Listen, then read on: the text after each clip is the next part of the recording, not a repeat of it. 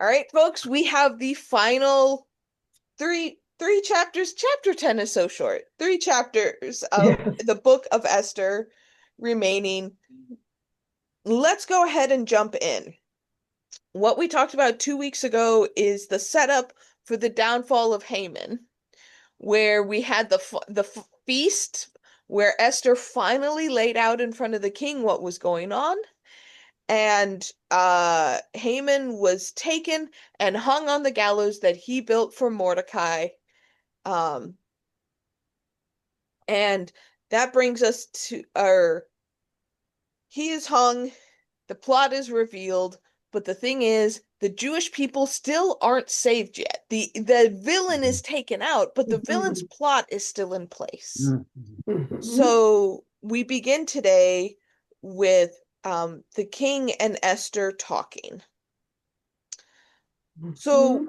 what do you think about this next conversation? My notes are saying it is actually slightly unclear if this is a continuation of the same discussion in the banquet hall, or if they kind of concluded it and then she's coming back to the king. Actor. That is unclear.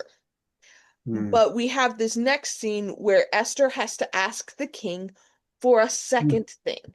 And that is the one thing that I looked in, and it does seem to be clear that taking care of Haman is actually one request. Taking care of the Jewish people is a second Second request. request. Mhm. And he has granted her one ask, and so now she has to ask a second boon of the king. Hmm. Hmm. Mhm. So, what do you think of this initial conversation where she is once again advocating for the Jewish people? People. Wow. Well, actually, no, back up. Uh, ch chapter 8, this is one where I disagree with how the chapters and verses are broken up because on that day, the king gave Queen Esther the house of Haman. So Haman. this is actually kind of a continuation of the Haman part of it, Hmm. where Esther is getting his stuff, all of Haman's riches, his house, his Hmm. belongings, and she gives Mordecai his position. So the king, he's brought forward, the king takes off his ring that he evidently got back from Haman and is now giving it to Mordecai. So everything that is Haman's is now Esther and Mordecai's.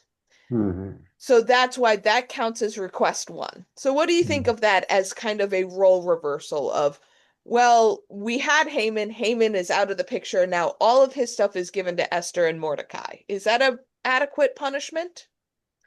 Well, Adequate eventually his sons are all hanged. eventually. We're not there yet though, but it Right. does kick the family out of the house. Yes. Yeah. It, It's I thought it was a little creepy. I wouldn't want to live in Haman's house if I were Yeah. his clothes or where his eggs or any of yeah. it. I thought it was Yeah. creepy. Yeah. I would not have wanted to do that, but they didn't seem to have any problem with it. They thought it was just fine. Hmm. Gretchen and then Larry. No, Larry's next. Oh, Larry first, then Gretchen. I just thought it was unusual that Mordecai got elevated so quickly. He goes from an old Jew hanging around the gate to, the king's second in command to the king. That was quite a leap of status. Hmm. Well, he did something in the past to help the king, That's true. but That's that true. seems to be pretty Mhm. odd. Yeah. Mhm. Well, remember, he's not like a homeless vagrant hanging outside the Okay. the gate. He was a low-level official, Oh, did okay. something good, got elevated to a mid-level official, but you're right, his final elevation to like the king's right hand. Right, yeah. Gretchen? My sense of the house of Haman was sort of not the physical house, but the whole part of Haman that was second in command. I don't know. Mm-mm. You know, Mm. everything that was Haman's is now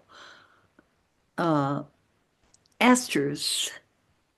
And I wondered if that was a typical thing to do, to give to your queen a whole, I can't quite explain. It's not a physical thing, but a position or Mhm. people's or whatever. I thought it was a little unusual. So this is one that I was actually trying to look up and I couldn't find an answer to. So thank you for asking. The answer is I don't actually know. Because part when they say the House of Haman, my initial thought was the king gave Esther not just the household, but the servants, the position, and his family. Normally, like in this patriarchal setting, when you're talking about like the house of Abraham, you're talking about children too. You're talking about children and wife and like the whole structure, not just the bricks and the mortars. And I will say, one of the reasons why I don't think people would mind inheriting the physical structure is because houses were very expensive to build. And my guess is this is something more like the governor's mansion. Like Haman had a house that was likely associated with position. This is my assumption. Don't quote me on this, but just knowing that uh it was easier in the ancient world to reuse houses rather than build them new. You didn't have sprawling suburbia and brand new houses. To be a high official was often to live close to the palace, and so palace officials would have kind of circulating houses. So it's not like moving into Haman's bedroom. It's kind of like moving into the governor's mansion. That is Okay. my assumption. Okay. Yeah, well, the word house often is used to refer to a lot more than just a physical structure. Right. The House of Lords in Great Britain, the House of Fashion, So it's Yeah, Right. yeah, yeah. So this is one where I couldn't see how, this is where I don't know how much is actually included, but it mhm, is likely physical location, job title. It seems like the king mhm, gave Esther the ability to appoint who was going to replace Haman, and she mhm, appoints Mordecai. But there's mhm, also the servants and like all of that. It's likely a whole bundle of things mhm, that the king gives to Esther, and Esther gets to nominate Mordecai. mhm. She is not likely living in this house. This is No. probably giving the position and the ability to appoint, if that Mhm, makes more sense. Yeah. She gave it to Mordecai, and then she shouldn't have been surprised that he got all the honor for this. mhm. We'll talk about how at the ending where Mordecai and Esther stand because it is a little unfair. So yeah, so all of this gets given to Mordecai, which means that now Mordecai is second to the king. Mhm. Mordecai has the signet ring. Excuse me. Mhm. And then we get verse 3. Esther spoke again to the king, and she fell at his feet, weeping and pleading with him to avert the evil design of Haman. So this is where we don't quite know what time has passed, whether this is like, hey, hun, you can appoint someone to Haman's position, and then she breaks down on the spot, or if she's actually going to court again and there's like a time gap, we don't know. Mhm. Mhm. Because he has But to hold out the golden scepter again. That's the key thing is this Mhm. is a second ask, and he has Mhm. to pardon her a second time. Mhm. But I notice how often they use Agagite in this in order to remind you that Haman was part of a bad bunch of people. Yep. Mhm. Uh-huh. I've used it I mean, it's just interesting how much it's used. Yeah, great observation. Yeah, and reminder that that's a term for what's the group of people? My brain is Moab. No, not Ammonite. No, Amorites. It's one of those from way back, going into the yeah. promised land. Yeah, right. But yeah, Yep. we have that many a times of remember he's a bad apple. He's a bad apple. He's from a bad orchard. He's a bad person. Mhm. And so she is pleading that it's like, okay, Haman's taken care of, but like you what's interesting is how she frames her request. She doesn't say the edict that you let or that you let Haman write. She says the edict that Haman designed.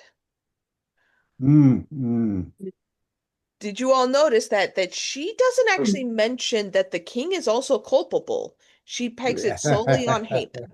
Mhm. Mhm. Why? I mean, I know it's obvious, but why do that? He And I is the really king. noticed that Esther wept here. I mean, that's the female thing to do, right? If you're pleading for something, you cry. Mhm. Yeah, she's using everything she has. She's Mhm. defenseless Esther, sad weeping, comfort your queen. You did nothing wrong, O king. Haman, this evil person, did it all.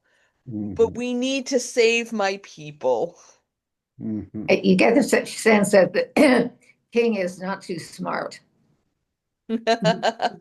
Why do you say that here? But he didn't seem to know what he was doing. I mean, he tells Haman he can do anything he wants and he can kill all the Jews. And I mean, it's like he doesn't think about. And then he says that then they don't have to. It's like it doesn't seem to understand the implications of any of that. He doesn't seem to think. So we kind of have the full breadth of the king as a character here. Because once again, the king gives his signet ring away and kind of just tells Mordecai take care of the situation. Yeah. Which is once again a very hands-off approach. Why would you is this just good storytelling? Is there a reason why a king might be this hands-off with this topic? Is he just a party boy? Like, Yeah. why have this hands-off king, Larry? Yeah, I was going to say he wants to party. He doesn't want to worry about uh, the affairs of government and what's going on. We'll let Haman take care of all the work, and I'm king.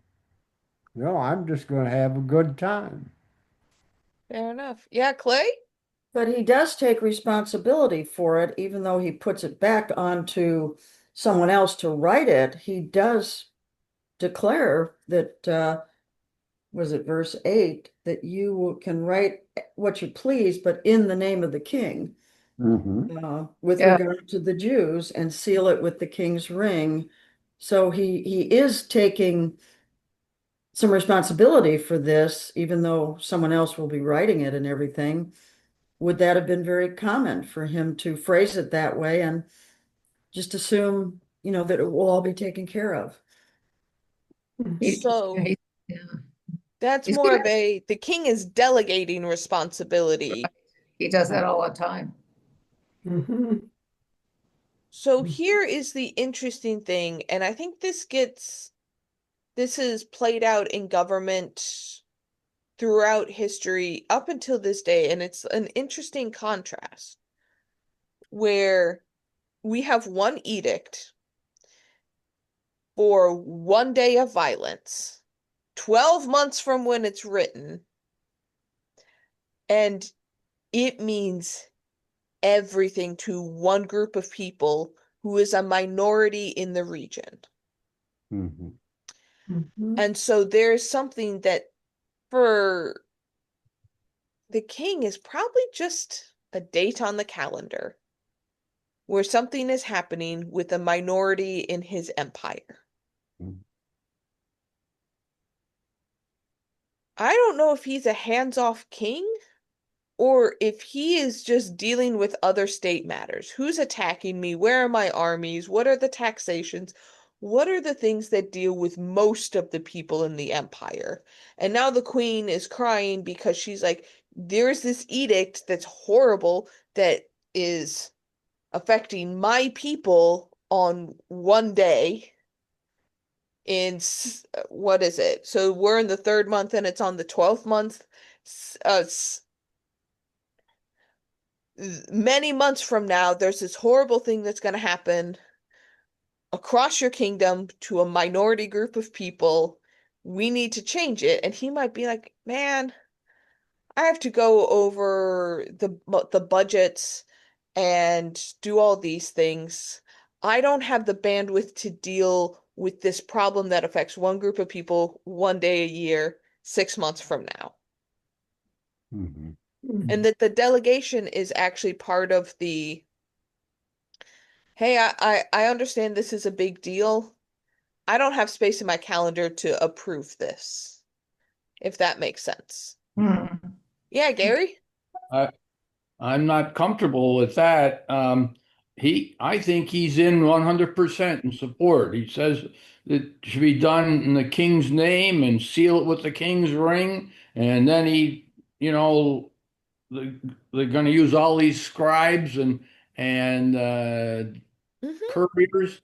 So I don't know that there was much more he could do. True. I'm just saying, I guess it's more of a, I don't think he has the mental band. I do think he is fully supportive, but there's a difference between being fully supportive and being the one to write it yourself. Mhm. If Maybe he he's like, doesn't know I how to. don't, Well, I, yeah, go for it. well, the king delegated the responsibility for the Jews to Haman. I mean, he said, "Hey, you take care of it."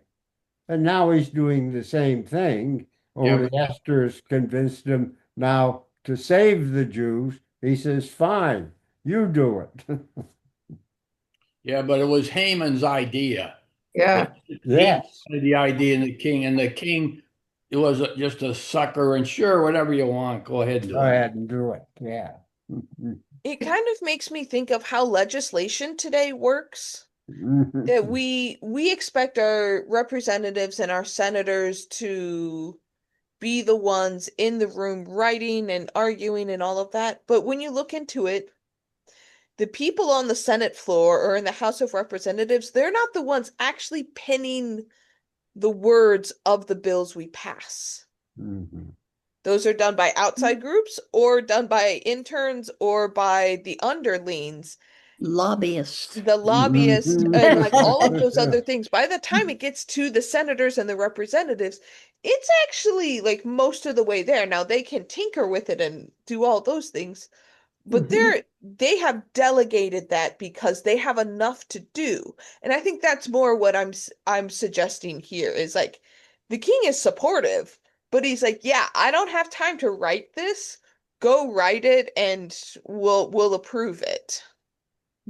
More like how that's more of the thing where it's like my one sympathy where I'll give this king because in the book he's depicted as a party boy. And I was like, well, maybe he's not a party boy, maybe he just has a lot of things going on and he has to delegate because this is just in comparison to like an entire empire attacking another side of his land. This is Mhm. actually kind of minor. It's just major for the Jewish people. Yeah.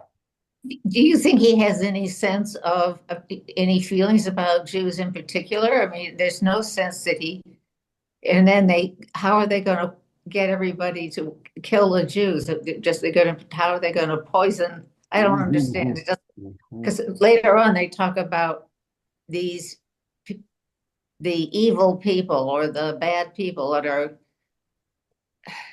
how do they get, So let's how do jump ahead to that. So we have the king giving the approval to write an edict. We've already established a king's edict cannot be rescinded. There's no archaeological evidence for this. This is this appears in the story and is a good plot device. We don't know if this was actually a thing or not. But it, like I said, it makes for a good story. So the king's like, hey, I can't take back things I've said. You have to write something in addition to what's already been said. So this is the thing that this is the hoops that Mordecai has to jump through. You have to write something on top of what was already said to negate something that you cannot take back. And so Mordecai has an idea, and if someone will read chapter 8 verse 11, and if I can have someone go back and look at chapter 3 verse 13. And we're going to read them side by side and see what what Mordecai comes up with. Yeah, it's a repetition. So do we have someone willing to read? Let's start with what Haman wrote. Do we have someone willing to go back to chapter 3 verse 13? If I can find it. Okay. Are you ready? Go Letters. for it.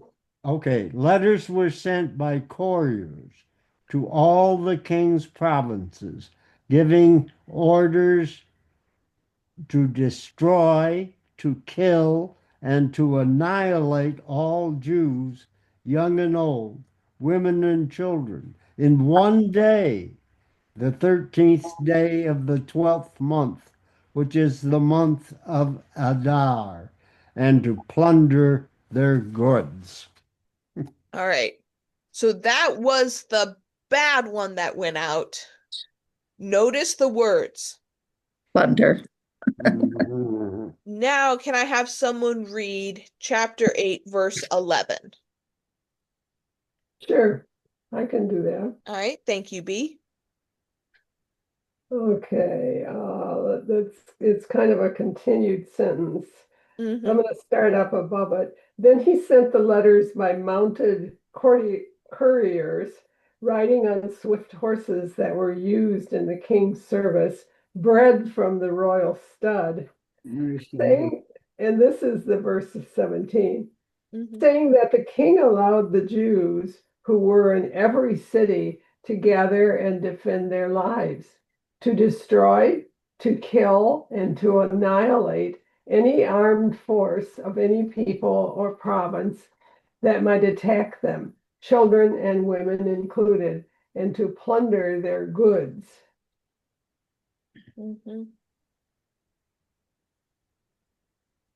So what do you notice the similarities and differences between these two verses?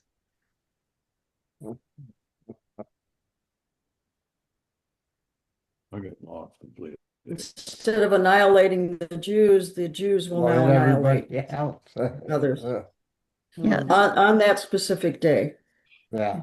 To destroy, to kill, and to annihilate all the Jews, and then to, especially the women and children, which I find is kind of interesting. They don't mention the men. Taken for granted. Why not? So let's get some clarification here of what Mordecai's statement says. So Mordecai's is supposed to be a mirror image of Haman's. Right. So Haman's the line is to destroy, to kill, to annihilate the Jewish people, women and children, plunder their goods. The grammar in the English is a little bit funky. This is one where we're bumping up against Hebrew grammar and English grammar. So the Jews are now allowed to assemble and to defend against anyone who has come to destroy, to kill, to annihilate. So they are given the ability to defend themselves, to defend their children, to defend their women, and to prevent plunder. This is not giving Jewish people the ability to plunder, but is the ability to defend themselves against people who would plunder, if that makes sense. No, I don't get that. No. Yeah, that didn't Annihilate sound like any it. armed force of any people or province that might attack them, their children, and their women, and to plunder their goods. So those are the attackers. So they can destroy, kill, and annihilate those people. Yes. Yeah, that 'cause are attacking them.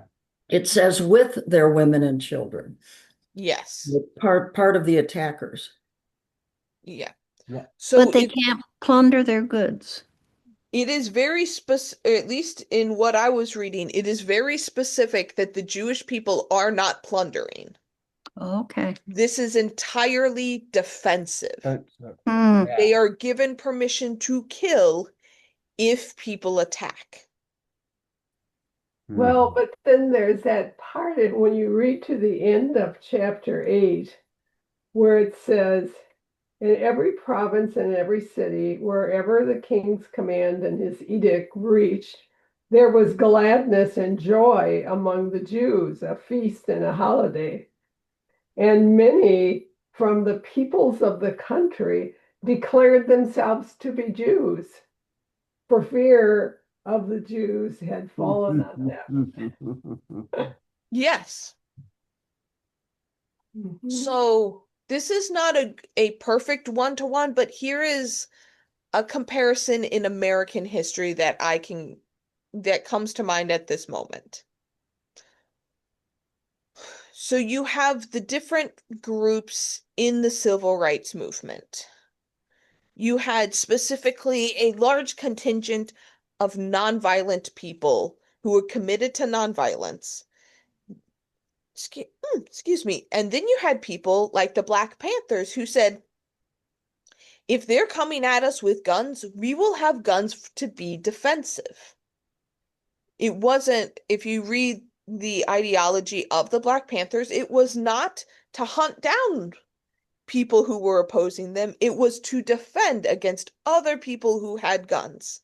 However, a lot of people were afraid of them because they had weapons. And that is what I see here is, oh, the Jewish people, we were given permission to kill them, but now they're given permission to kill us? Oh no.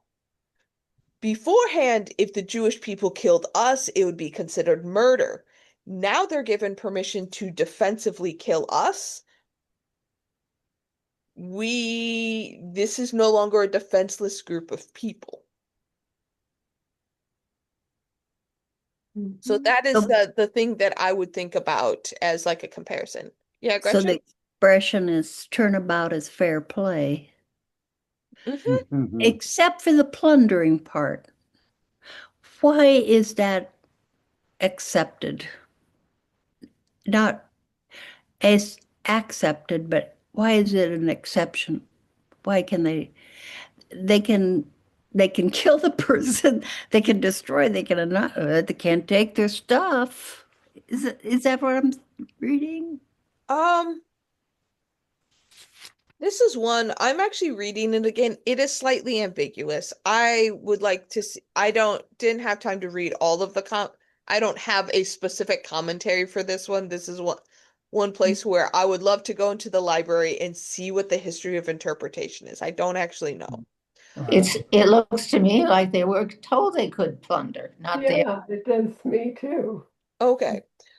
So one of the things that I think is clear is with Haman's edict that the plundering gives incentive to kill the Jewish people. That's why the plundering was originally included, was like, if you're just given permission of like, hey, you can go shoot your neighbor, I'd be like, why would I want to shoot my neighbor? Yeah. But if it's, hey, you can shoot your neighbor and take their stuff, people might be a little bit more tempted to take their stuff. Mhm. And so I guess in a reversal, they are allowing the Jewish people, like if people attack you, I guess fair game is fair game. If they attack you, you can plunder their stuff because they intended to plunder your stuff. Right. Yeah. But as it turns out, the Jews don't do it. Right. So why does the text emphasize over and over again that yes, the Jewish people defended themselves, but they did not take other people's stuff? Why is that important? Seems to make it more pure. No, I mean, I think it's they're just defending themselves. They're not Yeah. They're not stealing. plundering, they're just defending their life. Mhm. Yeah. So so the Jews must have been attacked. It doesn't say If that. they killed anybody, they must have been attacked. It They doesn't didn't sound go like out and kill them and so they could steal their stuff. They were just going about their business, and these people came and attacked them, and so they killed them. Mhm. it doesn't actually say that though. It sounds like they just went out and looked for people. I mean, Yeah. it really said it doesn't say they tried to attack us and then we killed them. It just looks to me like they went out and murdered everybody that they. Yeah. Clay? Well, I looked at the Esther that's at the end of the book, and the letter says for them to do it according to their Jewish laws. So that may have, whatever those laws are, may have something to do with how they approach all of this. Mhm. Yeah, Gretchen? I'm thinking that the stuff of Gentiles, and they weren't called Gentiles, was unclean. Mm-hmm. That's what Clay, when you say that, but their laws.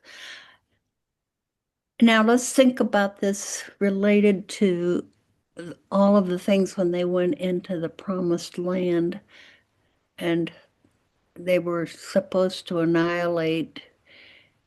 They weren't supposed to save anything for themselves, were they? I don't know. That's, it's They even killed the animals. right. Mhm. So there's a few pinpoints that I want to make sure are clear. So with the edict that God says of like, especially in Joshua, where it's like, uh, go to this town, kill the people, even the women and children, even the animals, burn the town down, you get nothing. That is considered a holy war, and that whole town is a sacrifice to God. And so when it's all annihilated, when you're not even supposed to take the plunder, or like in the situation where Paul or King Saul saves the king even though he's not supposed to, what he is breaking is the rules of war when it is considered a holy war. This is not a holy war, or else they would have had to burn down the entire town of Susa, which they don't want to do. This is my interpretation. If they are given permission to plunder, but they do not plunder, this is earning goodwill from the neighbors. Of, hey, we had permission. This was just self-defense.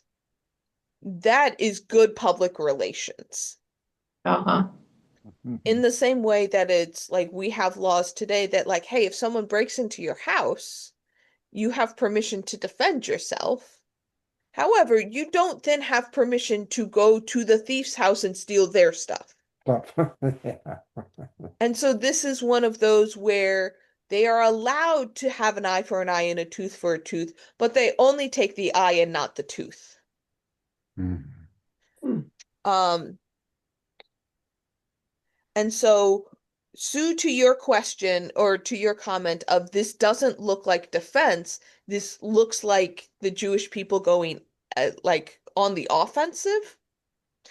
I would say the reason why I would maintain that this is supposed to look defensive, not offensive, It's supposed to look that way, but I wondered if it was. it is because of the way that Mordecai wrote this, that they're only allowed to attack people that attack them. Okay. And going to chapter 9, verse 2, the Jews gathered in their cities throughout the provinces to lay hands on those who sought to ruin them. So they Okay. like gathered in a militia, and if people attacked the militia, those are the people they killed.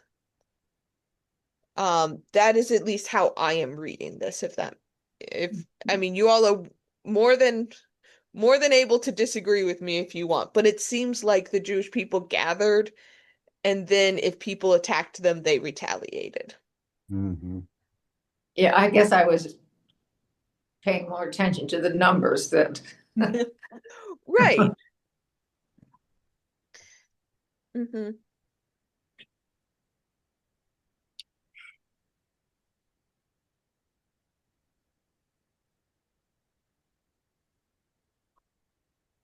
Yep. Well, that certainly does give it kind of a different image of this story. Mhm. Gary has a Well, I agree, Gretchen. When I read this, I had constant uneasiness with how this turns into a party, and they celebrate it for generations, the joy of having the fun of going out and killing all their enemies. And I think this helps a lot if you look at it as though it was completely defensive and that they contained themselves and didn't take advantage of the fact that they were on a roll and they just killed everybody and took everything and did the typical thing that happens in war. Mhm. Mhm. Yeah, Clay? And it's also part of the story to contrast it to what would have happened if Haman's edict had gone through. That would have been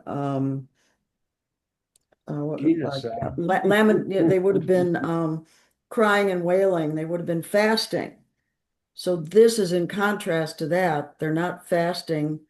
They're not having lamentations. They are having a feast and joy. Mhm. So it's I don't know if that would be considered like a literary device, but if you're looking back at what was said before, it's definitely the opposite in Yeah, contrast. this is really meant to be a mirror image of it. Right, Yeah. a mirror image. That's a good way. Yeah, Larry?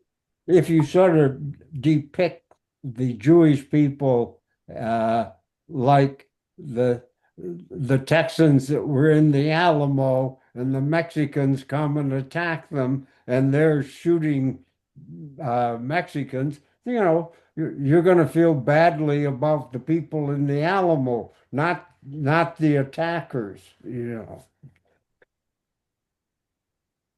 And we often forget that the Alamo is set up on what was traditionally Mexican land. Land, but Right. yeah. So this is one where, like, yeah, this story has a very clear point of view.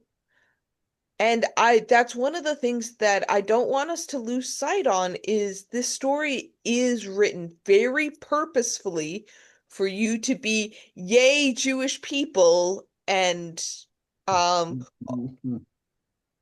I would argue that the end of this story is very much propaganda.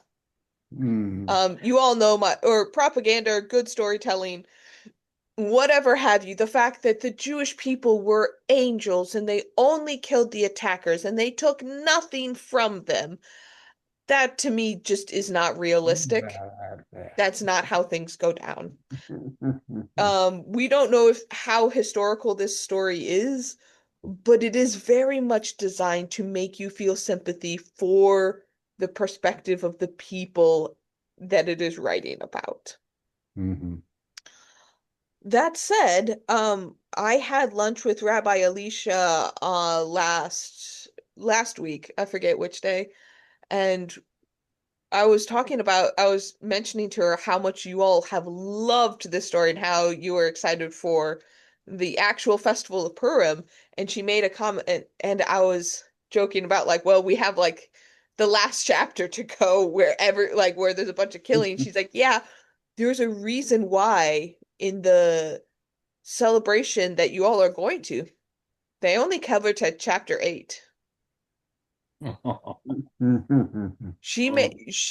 Because this ending is complicated and messy and not just like, and everyone lived. Um, she's like, yeah, we don't include it in the service because we wait till the kids are old enough to have a difficult discussion to add in the slaughter at the end. So it's one of those, if you feel kind of uncomfy about it, that's something that the Jewish synagogues still struggle with is like, wait, what are we allowed to do? What are we not allowed to do?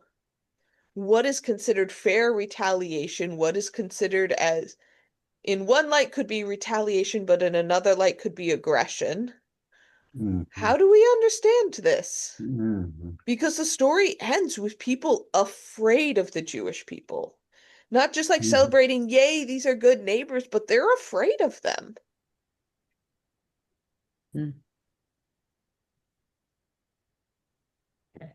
Yeah, and it makes you wonder, who are the attackers? I mean, what segment of the Persian or Middle Eastern populace are attacking the Jews, even though the king told them they shouldn't? They weren't going to get killed. No, they weren't going to kill the Jews. The Jews were going to kill them. Well, the thing is, both edicts still stand. It is Yeah. still, if you think you are crafty enough, you are still legally allowed to kill Jewish people and take their stuff on this day if you think you're stronger than them. If you think you're craftier than them, you can. They've just been given permission to kill you right back. So that's a two-way street. And I can see if you're a young, desperate teenager who is poor and has nothing, and you think you have street skills and you could take out a Jewish family, it's legal to do it. Where? Oh, I'm just saying in the text, because the first edict does not go away. It is legal on this day to attack Jewish families. That is still legal.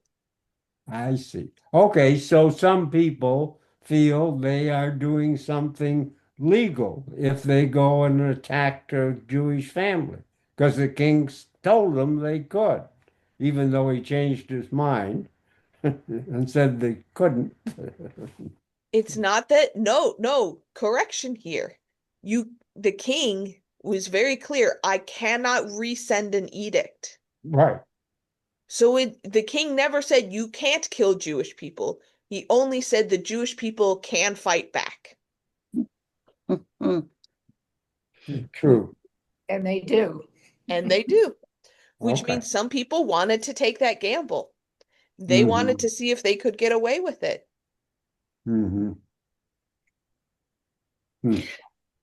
Yeah, Gretchen?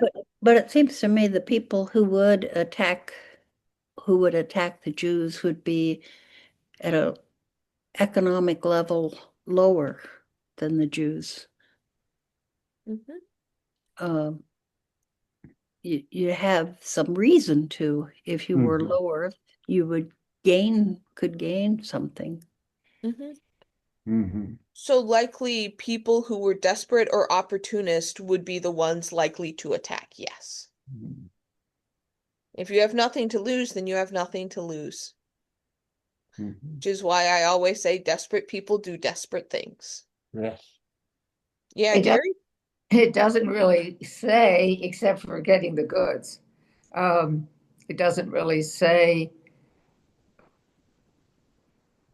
I mean, is the assumption is that when Haman says that it's okay to kill the Jews on this day, that they already hated the Jews. They just didn't think it was okay to kill them.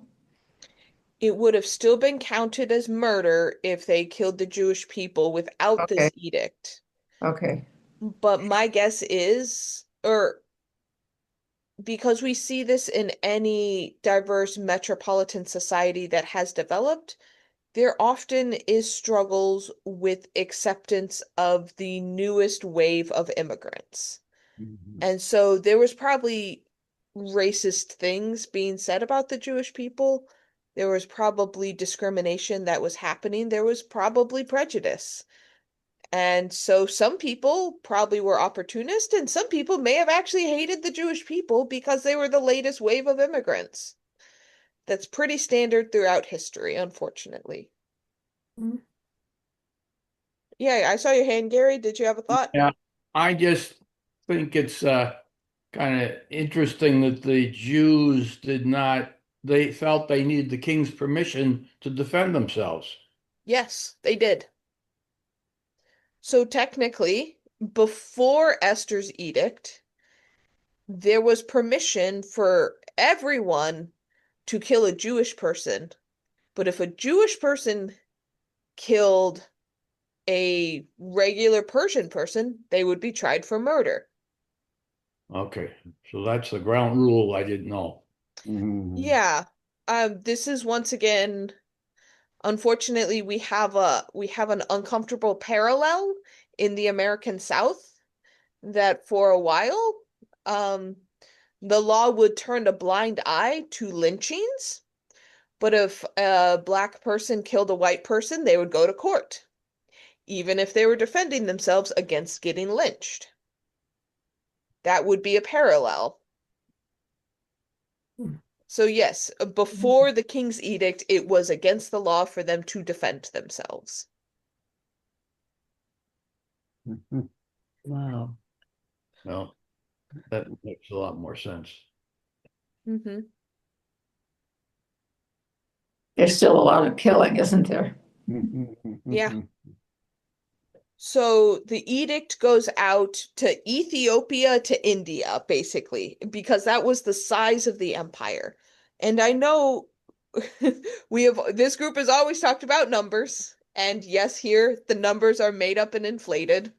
So 500 people die in the city of Susa, which, frankly, Susa was a very big metropolitan city.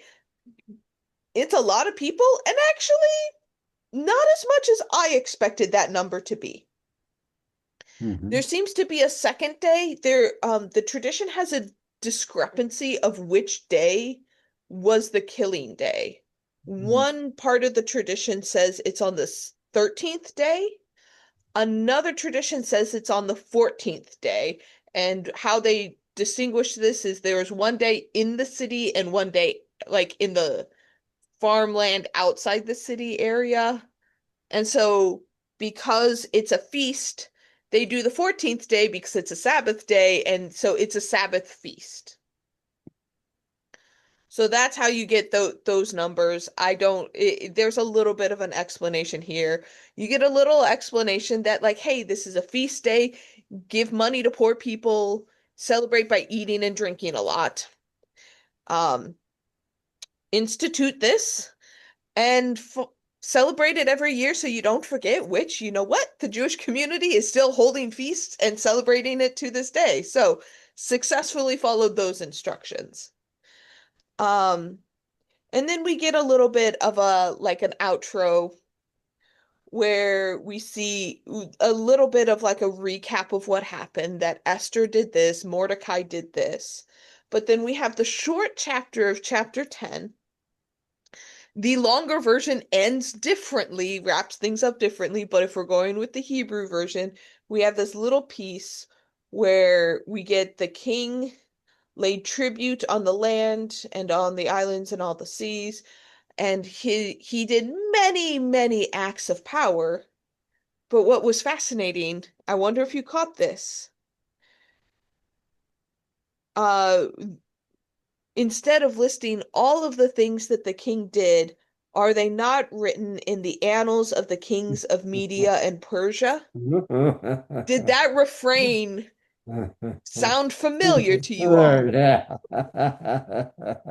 Because that was what we were getting in the Book of Kings. Things, yeah. And that's tacked on here on purpose because it's meant to make it feel historical. So that's Mm. one. It is a device, but it's meant to recall back to First and Second Kings, like we were reading. But that's just a funny little thing of like the rest of the deeds of the kings. They're recorded in the annals of the kings. We're not going to list it here. But the final sentence is about Mordecai and Mhm. his power and his rank. So what do you think about the book ending with all the deeds of Mordecai? Gretchen, I can Yeah. see a thought bubbling up with you. Well, I noticed this, and this was probably pretty keen on Esther's part to assign it kind of to make Mordecai, and therefore it's all a man, and he does everything oh, look what good men do, and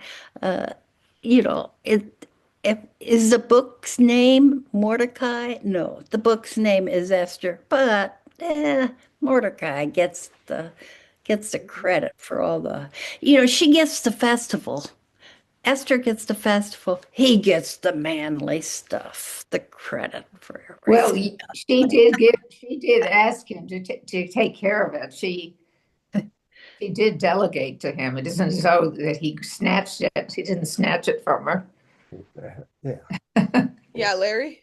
Well, if you look at what sort of power did Esther have, she had no power unless she stood out in the anteroom, asked the king if she could come in, and then got blessed with his scepter. Then she could plead her case.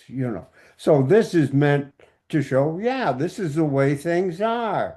Who gets all the spoils? Well, the men do. I mean, after all, they run everything. Women don't have it. So this is where I don't think the story is cut or dry. I don't think it is in good faith to make Esther out to be some feminist queen. Mhm. She is still well within a patriarchal structure. She does Mhm. what she can in the Mhm. ways that she can, and she is Mhm. successful, but But she is still, yeah. even when saves her people, she is expected to delegate power. She is still, in the end, a Mhm. queen who is meant to Mhm. be pretty. Mhm.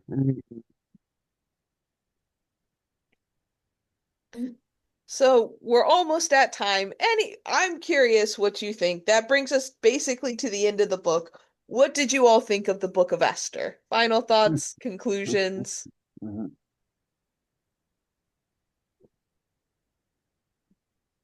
It's somewhat thought-provoking. Mm-hmm. Had some good discussions on parts of it. It's certainly easy to see why it is so important to the Jewish people. Mm-hmm. Mhm. Yeah. There are other books that are good stories too, like Ruth. Is it Ruth? Mm-hmm. Ruth Yeah, is a great story. it's a good story. It doesn't seem to have much to do with. It isn't. It doesn't. Well, Ruth doesn't have anything to do with the government of the. It doesn't have anything to do with that. But uh, it has it's like it's a wisdom thing. It's kind of like uh, a good story that sort of demonstrates how things work. Mm-hmm. Yeah, in some And ways, it's this is more of a cultural story than a religious story. yeah, it's a cultural story. There's nothing religious about it. Yahweh is not telling him to do this. He does it, Yahweh does it in other books, says go and obliterate people. When as I recall, that when they have that, it isn't defensive usually. The other stories of, killing, Mm-hmm. it's not specifically defensive, is it? And they go in and they just want to take the land. There's a lot of offensive killing that we have already covered, yes. Yeah, yeah. Mhm. I thought that it flows well. It's the first book I think we've read where I really had to fight not reading ahead. Well, yeah. I read ahead anyway. Yeah. Yeah. Helen, you're on mute, but if you want to speak, you have the floor.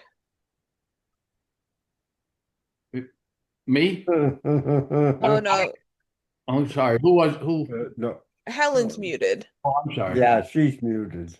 Okay. Yeah, that's all. That's Yeah. all right. You unmute yourself. Yeah. Clay, did you have something to say? No, I was just going to say that I enjoyed it, even with all the killing, because of the story way, the literary way that this is presented as a Mhm. literary device. Yeah. Yeah, because it if you can see, I in the introduction I told you like this is more on the like legend side of things. Like this is it feels more modern because it has those story elements in it. So I'm glad that Clay, you picked it up and you were running with it all the time that like this is Right, a right. That's what I was story. seeing. Yeah, a lot of that as it went on, and the reasons for the exaggerations and all that kind of stuff. Hmm. But yeah, I enjoyed it, and if we were able to continue on with you, I would have said let's do Ruth next. For another woman, Ruth but is another excellent book, which is another excellent story. It is very different, different. Yeah, but no less interesting, I yeah. would say. Mm. Okay, Helen, what'd you have to say? Can you hear me? Yeah. Yep. Okay. Well, I was just thinking how this story depicts the Jews as the good guys. And so I would think it would be very popular with the Jewish people to commemorate it. Mhm. Hmm. Yeah, this is in a series of stories where um the kind of archetype that the Jewish people excuse me, have had for like since ancient times. Like you see this in the story of Jacob with Jacob and Esau. If you remember all the way back to studying Jacob, Jacob is depicted as a trickster. Like he gets ahead, but not by straightforward means. He's not strong. He's smart, but like more like a witty, conniving smart where he has to outsmart his brother. He outsmarts his uncle. He wrestles with God.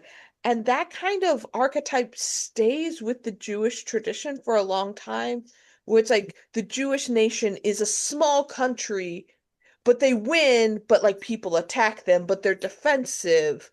And this, we see it here where it's like, well, the Jewish people are attacked again, but they win not by brute force, but by ingenuity, by cunning. Hmm. You also get this in First and Second Maccabees, which also falls into this tradition. The story of the Maccabees is not technically canonical for us or the Jewish people. My Bible has it because it's part of the Apocrypha, and this is basically in between Jesus's time and kind of the official canon of the Jewish people. And that's where we get the story of Hanukkah. Hanukkah is once again a story of we were attacked, we survived. Against all odds, we survived. Let's eat. That's the story. And so Hanukkah has like this weird intermediate uh level of authority where interacting with Christian communities, it was nice to have a winter festival. They don't actually, in the canon, they don't have a big winter festival to compete with Christmas. So the story of the Maccabees was brought up, and that's why Hanukkah has this kind of strange status. But it's once again a festival of people tried to kill us. They didn't succeed. Let's eat. Right. The unfortunate thing of this underdog narrative that has stayed with the Jewish people, that for a long time was a point of pride, was in the Middle Ages, it got used against them because they were seen as being smart and witty and being able to be an underdog that always got ahead. People started using it to say not that they were witty and smart, but they were conniving, that they had secret power and control. Look at Mordecai. Look at how Mordecai rose through the ranks. We have to be suspicious of the Jewish people because they always seem to come out ahead. Why do they always come out ahead? We are the chosen people of God. So that's how this narrative then gets weaponized against the Jewish people. Where before it's like God's on our side, we're the underdogs, we always come out ahead. It became these people are conniving, have secret societies, are undermining our world. If you can see how those are like mirror images, one is positive and one is negative. Yeah, Gretchen. This is a completely off the subject Yeah, go for question about Purim. I think that people from Northminster are meeting at 6 to be there, and it starts at 6:30. Correct. Just to let you know, I think I'll probably just go directly, if All that's right. okay. Okay. Yeah. What can we expect? So I don't fully know what this one's gonna be like. I'm unable to be there. I was hoping to, but I think I need to pass on this one. Oh, I am sorry. I really hoped to be there, but I am trying to take it easy for obvious reasons. One of the Purim services that I went to, this was in New Jersey.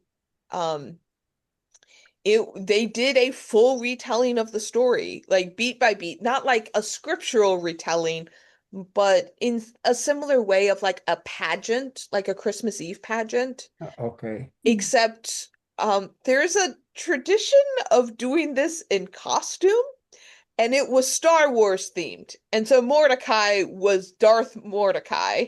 Or no. Uh Sorry, I don't know why I keep getting Mordecai and Haman mixed up. Haman or Darth Haman was going up against Leia, Esther, and Luke Mordecai, I think. Yeah. Luke Mordecai. And they did it like full Star Wars version of this. And then after they told the story, there was like noise crackers, like there was booze and yays and food and all of that. And so that was a full retelling. That is a really big production. That would be like if Temple Bethel on Telegraph did this. That's the kind of Purim experience I would expect at the big temple. At the smaller temple, they will tell the story. I don't know if it will be that thematic. People will be in costume. I will tell you now, people will show up in costumes. What kind of costumes? I don't know. I don't know if there's a theme to this. I don't think Rabbi Elisha didn't tell me there was a theme. But people, you will probably still see like a Spider-Man outfit or something. And then you feast afterwards. There's food. Because food is There's literally food? required by the text to be a part of this. well, Mordecai's costume is described. You know, he has a crown, he has purple and gold robes, doesn't he? Let's No, see. blue Yeah. and white. Blue and white. Oh, Blue blue and and white. white. Sorry. Yeah. Yeah. Oh, is that where the blue and white of the, But yeah. yeah. That is not Decoration. where the blue and the white of the Oh, it traditional doesn't. Jewish colors comes from. I can't tell you where, but I know that's not it. Oh, that's Because not, okay. Well, because in Persia, I can tell you exactly why blue is a royal color instead of purple. Okay. When you said there's food, do you mean they're going to feed us? Are we going to have a meal or?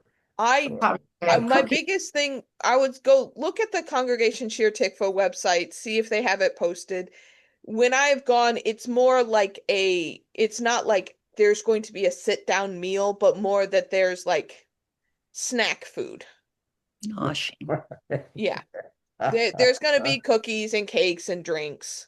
Okay. I was really surprised. It was, like I said, when it was the Star Wars theme, there was someone pouring champagne, and I was like, okay, all right. They hired a band and they were playing music. It's typically it's designed to be family fun. Okay, okay. Hmm. Should be very interesting, I Yeah. think. Very. So Gretchen is going and apparently Larry is going. Is everybody else going? Clay, are you going? Good, good, good. Yeah. Okay. All right. Helen was gonna go, I hope. Yeah, I can meet people at church or I can go by myself. It's about Well, halfway I'll- between. I'm I'll going meet to- at, yeah, let's meet at church, huh? Yeah. So Do that that. we don't infiltrate one by one. Yeah, We have an- I want to go. We in. can have an invasion of I don't have any. Northminsterites. I'm trying to a blue. Hope that- Let's hope they don't feel they're being attacked. At Well, what she knows we're time are we coming, meeting? right? Rabbi Alicia knows we're coming, so. Yeah, yeah. So Yeah. if a group walks in not in costume, We don't have. I don't think is anyone wearing costume. I don't have no. I don't have any idea about costumes. Thanks. Oh, So what's the time to meet at 6:30. church? 6 Oh, 6. o'clock. We're gonna Meet at supposed to go at 6. 6. 6 6. 6 Meet at o'clock. 6 at the church parking lot. by 6. Okay. Yeah. All right, folks. Well, thank you for this fun study. I had a lot of fun with this one. I hope you did too. It was very interesting to, your knowledge is always great on all of the things we do, but Yes. there was a lot to unpack for this. Amazing. It was amazing how much there was. Mhm. Mhm. Now, if you're curious to see a Hollywood rendition, there is a semi-recent movie. I will let you all know. You will notice the things that are different in the story after the reading of this. It is not entirely accurate, but it is called One Night with the King. Oh, okay. There's also a Handel wrote an oratorio about Esther, and I saw it 5 or 10 years ago. The Birmingham chorus did it. Oh, okay. It was. I don't remember any killing, but I do remember the Esther character had a wonderful voice. Yeah. Oh. All right. But with that, let's close with a word of prayer. Okay. Gracious and loving God, so often our lives are actually closer to the characters in the story of Esther. We look for you and we don't hear your voice booming from a cloud like Elijah heard. We don't hear you from the bushes in our yards like Moses did. We wish we could hear the voice of Jesus telling us exactly what to do, but so often we are in a time and a place such as this, like Queen Esther, who is asked to act, or Mordecai, who sees the unthinkable and is moved to be heard, moved to be bold. Help us speak out when we see things that are counter to your word and to your love. Where there is violence, help us create solutions that befit the situation so that we may build a world that is loving and peaceful. And help us turn towards each other, to support each other, to sustain each other, to hold each other up when we're feeling weak or when we're feeling scared. And by this, we can know your love. I ask that you keep watch over this group while I'm not able to meet with them. I ask you blessings for myself, and just be with us all until we're able to gather again this summer. In Jesus' name, amen. Thank you, Chris. Thank you. Thank you. Of Best of course. luck this week, Chris. We'll be thinking of you. All right, I'll see you all on Sunday because I will be there. Yeah. All right, take care, everyone. Thanks.